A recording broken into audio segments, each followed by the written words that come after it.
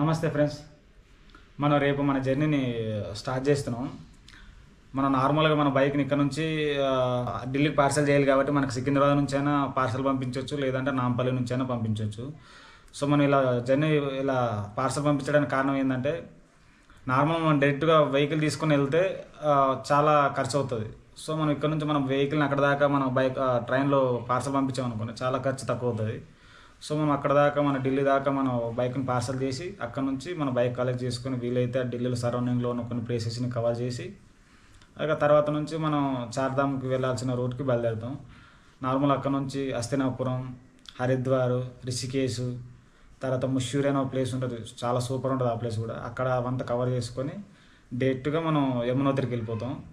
అంటే ఈ దారిలో ఎక్కడైనా ఒక మంచి సిటీ ఉందంటే అక్కడ మనం రిజిస్ట్రేషన్ చేసుకొని, అంటే చార్ధామ్ కావాల్సిన ఒక రిజిస్ట్రేషన్ చేసుకొని మన చార్ధామ్ యాత్ర మొదలు పెడతాం. మనం ఆ దారిలో యమునోత్రి, గంగోత్రి, కేదార్నాథ్, బద్రీనాథ్ ఈ వరుసగా వెళ్ళాలన్నమాట. ఏంటంటే ఏదో మైథాలజీ అంటారు, ఏదో అంటారు, మనకు కరెక్ట్గా తెలియదు, మన హిస్టరీ గురించి కరెక్ట్గా తెలియదు కాబట్టి మనకు కూడా తెలియదు. సో దీన్ని చోటా చార్ధామ్ అనే యాత్ర కూడా అనొచ్చు. సో మనం ఈ జర్నీని ఇక్కడ నుంచి రిజిస్ట్రేషన్ చేసుకుని మనం వెళ్ళిపోదాం. ముందు కదా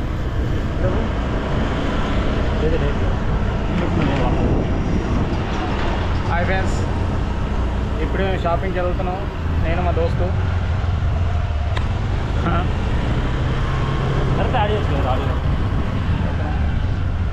షాపింగ్కి వెళ్ళేసి షాపింగ్ చేసుకొని రేపు ప్రయాణానికి సిద్ధంగా ఉన్నాం. నీకేం కావాలి సరే, నువ్వేం కొనుక్కుంటున్నావురా? ట్రైన్. నేనైతే కొంచెం దాంతోపాటు వేరే కూడా తీసుకోవాలి. నేను మాత్రం ఖాళీ ప్యాంటు షర్ట్ మాత్రం తీసుకోవడానికి వెళ్తున్నాను, ఒక 2 షార్ట్లు తీసుకోవడానికి వెళ్తున్నాను అంతే ఫ్రెండ్స్. ఇప్పుడు కావాలిగా మరి. నమస్తే మామ, ఇప్పుడే మేము షాపింగ్ అంతా పూర్తి చేసుకుని ఆ బట్టలు అవన్నీ కూడా మన రూమ్ దగ్గర పెట్టేసి మన బైక్ పార్సల్ ఇవ్వడానికి వెళ్తున్నాం. ఇంకో విషయం ఏంటంటే, ఇది చార్ధామ్ యాత్ర కావాల్సిన రిజిస్ట్రేషన్ పెద్ద ప్రాసెస్ ఏం కాదు మామ. మన ఉత్తరాఖండ్ వెబ్సైట్లో టూరిజం వెబ్సైట్ ఉంటుంది వాళ్ళది. సో మనం అక్కడికి వెళ్ళి ఆ వెబ్సైట్లోకి వెళ్ళి మనం రిజిస్ట్రేషన్ చేసుకోవచ్చు. లేదంటే డైరెక్ట్గా వెళ్ళైనా సరే మనం యమునోత్రి దగ్గర, లేకపోతే మనం ఎక్కడైతే మొదటికి వెళ్తున్నాం అక్కడ వెళ్ళైనా సరే ఆధార్ కార్డు ఇచ్చేసి రిజిస్ట్రేషన్ చేసుకోవచ్చు. అది చాలా వరకు అవసరం లేదంటారు. సో అక్కడైనా ఇస్తారు, మనం ఆన్లైన్లోనే చేసుకోవాలి. పెద్ద ప్రాసెస్ ఏం కదా, 5 నిమిషాల పని అంతే. ఇప్పుడైతే మనం మన బండిని పార్సల్ ఇవ్వడానికి వెళ్తున్నాం. ఈ డీటెయిల్స్ కూడా మనం ఒక 2 డేస్ ముందే మొత్తం ఎంక్వైరీ చేసాము. ఏంటంటే ఇది మనం హజరత్ నిజాముద్దీన్ ట్రైన్కి పంపిస్తున్నాం. అది ఏంటంటే మనకు నాంపల్లి నుంచి డైరెక్ట్ హజరత్ నిజాముద్దీన్, ఇక్కడ స్టార్టింగ్ పాయింట్, అది ఎండింగ్ పాయింట్ లాగా. అండ్ వాళ్ళు ప్యాకింగ్ ఇవన్నీ వచ్చేసి 350 సంథింగ్ చెప్పారు. ప్యాకింగ్కి వచ్చేసి 350. మనం ఈ నుంచి హజరత్ నిజాముద్దీన్ దాకా పంపించడానికి టోటల్ 1700 కిలోమీటర్స్ దాకా అవుతుంది. సో దానికి తగ్గట్టు 2300 దాకా తీసుకున్నారు మామ. మొత్తం మీద మనకు ఆల్మోస్ట్ 2650 ప్లస్ ఒక అమాలి ఛార్జెస్ అని ఉంటుంది, అదొక 150 దాకా తీసుకుంటారు. మనకు అరౌండ్ ఆల్మోస్ట్ 3000 దాకా పడుతుంది అంతే. ఇది చాలా సేఫ్ అని చాలా బెటర్ మామ. చాలా వరకు మనకు బడ్జెట్ సేఫ్ అవుతుంది. మనం ఇక్కడ నుంచి పంపించడమే బెటర్. ఇక్కడ నుంచి డ్రైవింగ్ చేసుకుంటూ వెళ్ళామంటే మనం పెట్రోలు స్టే అంతా చాలా ఖర్చు అవుతుంది. సో మనం ఇక్కడ నుంచి డైరెక్ట్గా ఢిల్లీకి మన పార్సల్ పంపించామంటే 3000లోకి వెళ్ళిపోతుంది అంతే. అక్కడికి వెళ్ళాక మనం బైక్ కలెక్ట్ చేసుకొని ఢిల్లీ మొత్తం సరౌండింగ్స్ మొత్తం తిరిగేసి ఇక అక్కడ నుంచి మనం చార్ధామ్ యాత్ర మొదలు పెడదాం. మనం ఇలా బైక్ పార్సల్ పంపించడానికి ప్రైవేట్ వాళ్ళది ఉంటుంది, ప్లస్ మన గవర్నమెంట్ వాళ్ళది కూడా ఉంటుంది. ఏం లేదు, దానికి దీనికి ఒక 600-700 డిఫరెన్స్ ఉంటుంది అంతే. మనం దేంట్లో పంపించినా ఏం ఇబ్బంది ఉండదు, కానీ 2 ఒకటే ట్రైన్లోనే వెళ్తాయి.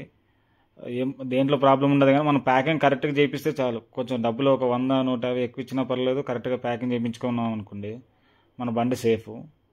లేదంటే వాళ్ళు వేరే వస్తువులు తీసే సమయంలో మొత్తం అవి లాగి వాటితో వీటితో గుచ్చుతారు. సో లేదంటే ఏదైనా వస్తువులు దీని మీద పాడేసినప్పుడు మనకు ఏదైనా గ్లాసెస్ కానీ అలాంటివి ఉంటే పాడైపోతాయి.